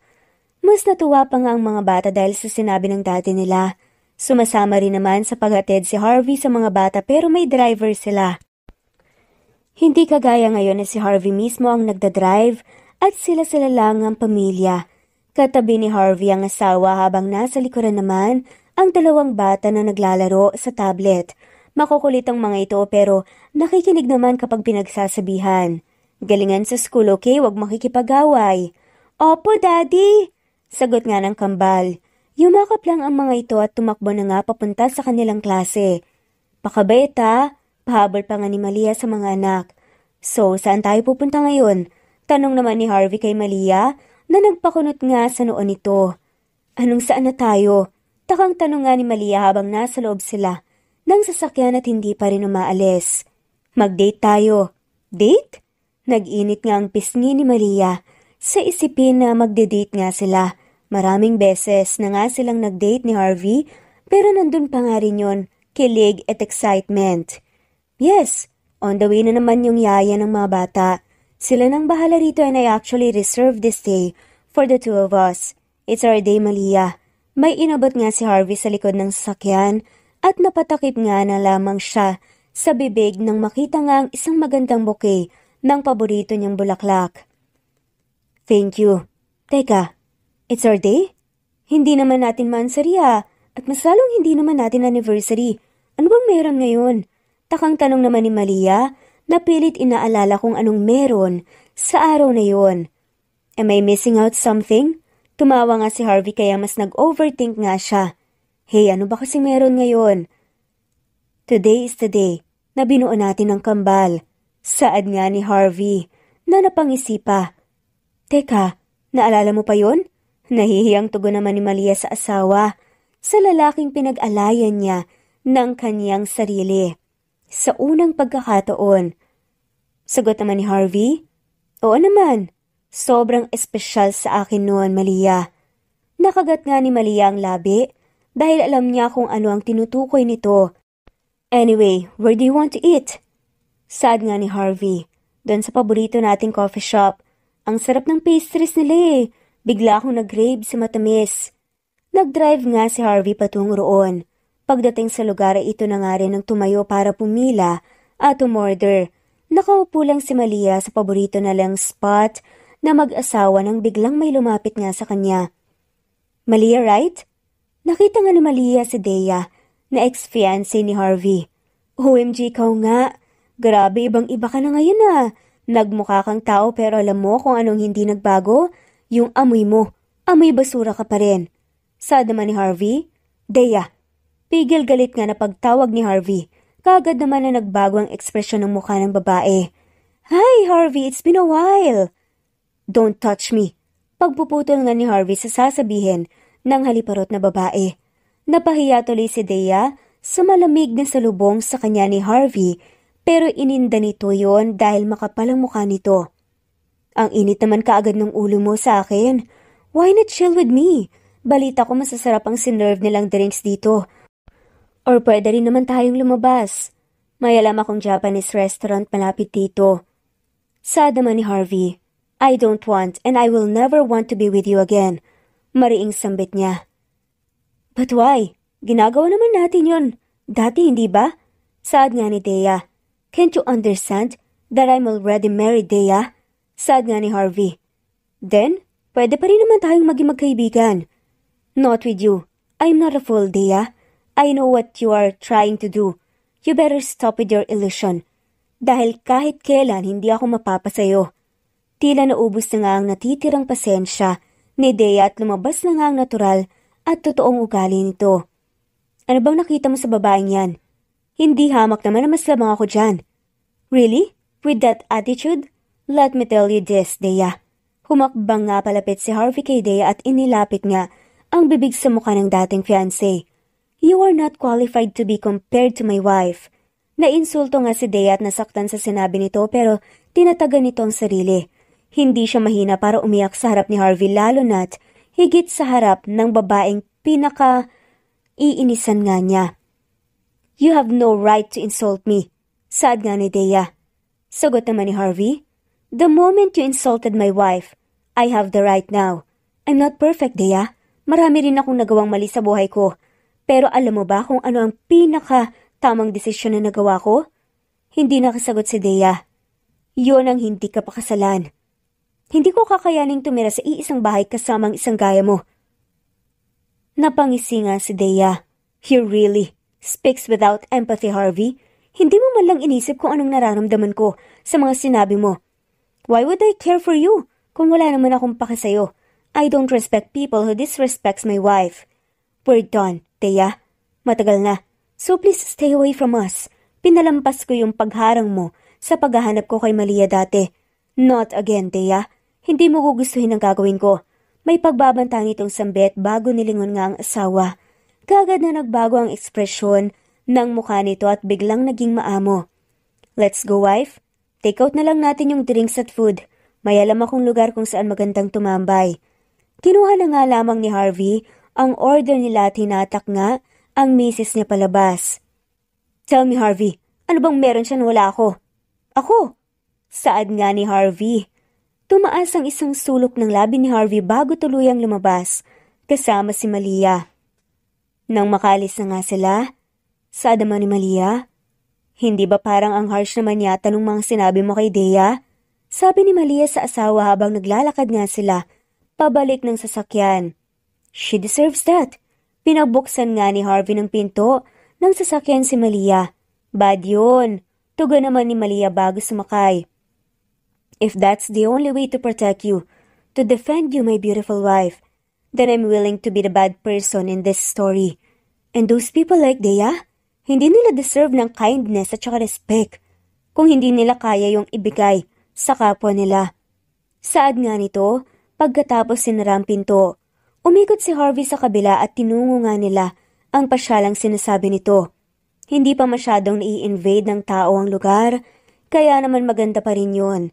Hindi gaya ng ibang pasyalan na polluted na nga ng mga tao. Patunay ang mga istang tumatalon sa lawa sa malinis na tubig na meron nga ito. Marami ring punong kahoy sa paligid, nahitik nga sa bunga at maganda ang tubo ng mga damo. Kahit saan ka rin lumingon ay may makukulay na bulaklak at maririnig sa paligid ang awit ng mga ibon. Isang napakagandang pasyalan para sa mga taong nais huminga ng modernisasyon. Saad nga ni Malia, sayang hindi natin kasama yung mga bata. Habang nakasandal nga sa dibdib ng asawa, ubos na ang pagkaing dala nila at nakalupagi na nga lang sila ngayon sa damuhan, sa ilalim ng puno at pinagmamasdan nga ang lawa. On the way na sila. Sagot nga ni Harvey kaya napaayos nga ng upo si Malia. Hindi makapaniwala nitong tinignan ng asawa. I told them na dito idiretso ang mga bata pagkatapos ng klase. Nagpadala na nga rin ako ng tent at iba pang kailangan para mamaya. Tent? You mean dito tayo matutulog? Oo, bakit ayaw mo ba? Of course, I want to. Hindi ko pa naranasan yun, siguradong matutuwa ang mga bata kapag nalaman nilang magkakamping tayo dito. Tumakbo ka agad papunta sa kanila ang kambal. Pagkababa ng mga ito ng sasakyan, ibinaba na nga lamang ng kanilang helpers ang mga gamit na pinadala nga ni Harvey pagkatapos ay umalis na nga rin ng mga to. Saad nga ng isa sa mga kambal na si Russell, "What are we gonna do here, Mommy?" Tanong nga nito na palingalinga sa paligid na hindi pamilyar dito. Yumuko nga si Malia upang makausap ng maayos ang anak. Magkakamping tayo dito, baby. Really? Excited na tanong nga ng kambal. Yes. That's why I asked Mang Robin to bring the tent. Saad pa nga ng isa sa mga kambal na si Raisin, "Let me help you with that, Daddy. Nanood po ako ng tutorials tungkol po sa pagbibuild ng tent last month." Presenta pa nga ng bibong bata na excited palagi pagdating sa mga outdoor activities. Hindi naman nagpahuli si Russell. "Me too, Daddy." "Come on, boys. Let's do this." "Sige, habang binubuo nyo yan, igagaya ko naman ang mga pagkain natin." Singit naman ni Malia. Nagtulong nga ang buong pamilya sa pagset ng mga bagay-bagay. Sila lang ang tao sa lugar kaya naman tila ba nakabuo sila ng mistulan nilang paraiso. Napangiti na nga lamang si Malia habang nakalupagi nga sa mata at pinanunood nga ang kaniyang mag-ama. Natutuwa nga siyang makita na nagkakasundo ang mga ito. Workaholic nga si Harvey, ngunit kahit na ganun, ay hindi naman nakakalimot magbigay ng oras sa mga anak. Kahit nga pagod dito sa trabaho ay nakikipagkulitan pa rin ito sa mga bata. "Mommy, buo na po!"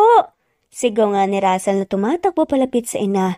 Kinuha nga nito si Malia at hinatak nga papunta roon. "Ang laki!" Sambit nga ni Malia nang makapasok nga sa loob kung nasaan ang mag-ama niya. Nakita nga niyang nagkukulitan ng mga ito kaya napangiti nga si Malia at tila wala na nga siyang mahihiling pa sa pamilya niya. "Kasyang-kasya tayong 5. "Yes, teka 5? 4 lang naman tayo Nagtatakang tanong ni Harvey. Ngumiti si Malia sa asawa na ikinakunot nga ng noon nito. "Wait, don't tell me, buntis ka?" Tanong nga nito nang napagtanto yun. Nakangiti namang tumango-tango si Malia sa kanyang mister. "Magkaka-baby na ulit tayo. Boys, did you hear that? Magkaka-baby na ulit sa family." Tuwang-tuwa nga ang lahat sa nalaman. Kinakausap na nga ng mag-ama niya ang sanggol na nasa tiyan niya, kahit naniwala pa man lang umbok ang tiyan niya. Hindi naman halata sa sobrang pag-excited ang mga to. Pagsapit ng gabi ay gumawa nga sila ng bonfire bilang panlaban sa lamig ng gabi. Naupo rin sila sa palibot noon at nag-ihaw ng barbecue habang nagkakantahan. Isang napakagandang bonding ng isang pamilya, isang karanasang siguradong hindi malilimutan ng kanilang mga anak. Makalipas ang ilang buwan, ay nagsilang nga si Malia ng malusog na sanggol na babae. Handa na ang lahat. Sa pagdating nito, tila ba rito ibinawi ni Harvey ang mga panahon na wala nga siya sa tabi ng asawa, noong mga panahon na nagbubuntis pa lamang ito sa kambal. Palaging nandyan si Harvey sa buong pagbubuntis niya at nakaalalay. Nakita nga ni Malia ang haba ng pasensya nito na never pa nga niyang nakita noon. Ang masasabi lang niya, maswerte nga siya na ito ang napangasawa niya. "Kuya, kuya!" "Say it, kuya!" Pagtuturo nga ng kambal sa kapatid nilang nakahiga sa crib. Saad naman ni Malia, 5 months old pa lamang, hindi pa siya makakaimik. Saad nga nito sa mga anak pagkalapit. Inabot nga nito sa anak ang maliit na boteng may gatas niya. Busy sila ngayong mag-asawa sa paggagayak para sa binyag ni baby kaya nag-pump na lang muna siya ng gatas niya. "Kayo boys, okay na ba kayo?" "Opo, Mommy." "Sige. Tignan-tignan niyo muna tong kapatid niyo habang ginagayak pa namin ng daddy niyo ang iba pang kailangan, okay?" "Don't worry, Mommy. Kami pong bahala kay Baby Ali. We will take care of her po. We will protect her at all costs, right, Russell?" Saad pa nga nito, "Naku, nakakatuwa naman kayo." Hinagkan nga ni Malia ang mga anak sa sentido bago humalik at bumalik nga sa asawa upang tulungan nga ito sa pagbibihis. Matapos maggayak, ang lahat ng kailangan ay bumaba na nga sila. Ngayong araw ang binyag ni Baby Ali. Ito ang unang binyag na kasama nga si Harvey kaya naman sigurado si Malia na sobrang espesyal nito para rito. Saad nga ng twin, "Mommy, si Lola!" Excited na tumakbo ang kambal papunta sa matandang nakaupo sa wheelchair sa may entrance ng simbahan. Halos maluha si Malia nang mayakap itong muli pagkalipas ng halos kalahating taon. Dinala nilang mag-asawa ang matanda sa US para sa medication nito. Maganda naman ang resulta na labis na ikinapagpasalamat nga ni Malia. Masayang masaya siya na hanggang sa ikatlo niyang anak ay kasama pa rin niya ang kanyang mahal na lola. Ang dahilan kung bakit nabuo ang kambal. Paano ba naman kasi? Dahil sa kanya natulog tuloy sa iisang kwarto ang dalawa. Kung iisipin ay parang planado nga ang lahat. "Welcome back po, Lola. Kaawaan ka ng Diyos. Natutuwa akong makita ka ulit, apo." Saad nga ni Lola nang magmano nga si Harvey. "Lola, maraming salamat po. Tara na po ron, mag-uumpisa na po ang binyag." Itinulak na nga ni Harvey ang wheelchair ng matanda. "Namiss ko rito. Nasa na bang munting prinsesa?" "Nandun po sa unahan, karga ni ate. Dadalhin ko na po kayo ron." Inakay naman ni Malia ang kambal at sumunod na nga rin sila sa mga to. Nang araw na yon ay bininyagan nga ang bunso nilang anak. Nandun lahat ng taong nagmamahal sa kanila. Isang napaka-espesyal na araw para sa kanilang pamilya. Labis na nagpapasalamat nga si Malia sa Poong May Kapal na magpahangga ngayon ay kasama pa rin niya ang kanyang lola. Masaya siya na naibibigay na nga niya ang mga pangangailangan ng matanda na napararanas nga niya rito ang maginhawang buhay. At lahat ng yun ay dahil sa kanyang asawa. Napaka mapagbigay nga nito at mahal lahat ng mahal niya sa buhay. Mahirap man ang kanyang mga pinagdaanan sa buhay pero doble naman ang pagpapalang natatanggap. Tunay ngang hindi, panghabang buhay ang hirap. Sa bahay na nilang mag-asawa tumira ang kanyang lola.